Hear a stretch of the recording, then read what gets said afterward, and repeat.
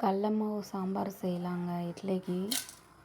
கடாயில் தேவையான அளவு எண்ணெய் விட்டுக்கிட்டேன். எண்ணெய் காய்ஞ்சதும் கடுகு போட்டுக்கிட்டேன். கருவேப்பிலை போட்டுக்கலாம்.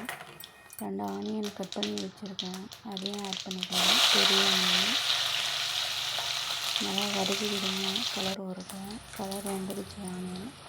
2 தக்காளி கட் பண்ணி வச்சுருக்கேன், ஆட் பண்ணிக்கலாம். தக்காளியை நல்லா வதக்கி விடுங்க. நல்லா வதக்கி வந்துடுச்சு. இப்போ தேவைக்கேற்ப உப்பு போட்டுக்கலாம். லைட்டாக மஞ்சள், தேவையான அளவு மிளகாய் தூள் ஆட் பண்ணிக்கலாம். காரம் எப்படி வேணுமோ அப்படி போட்டுக்கலாம்.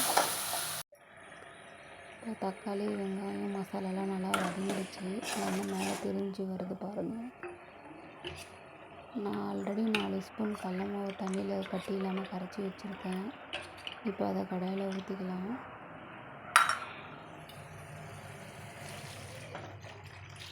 ஊற்றிட்டு நல்லா மிக்ஸ் பண்ணி விடுங்க, அடி பிடிக்காமல் இருக்கணும்.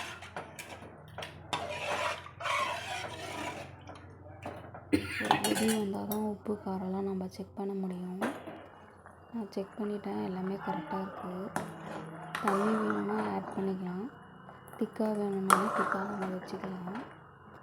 நான் இட்லிக்கு தான் கடல மாவு சாம்பார் செஞ்சேன், அதனால் நான் தேவையான அளவு தண்ணி விட்டுக்கிட்டேன். இப்போ நல்லா கொதித்து வருது சாம்பார். அவ்வளோதாங்க, சாம்பார் ரெடி. நீங்களும் வீட்டில் ட்ரை பண்ணி பாருங்கள். இட்லியும் அப்படியே பக்கம் ரெடி பண்ணி ஊற்றி வச்சுட்டேன்.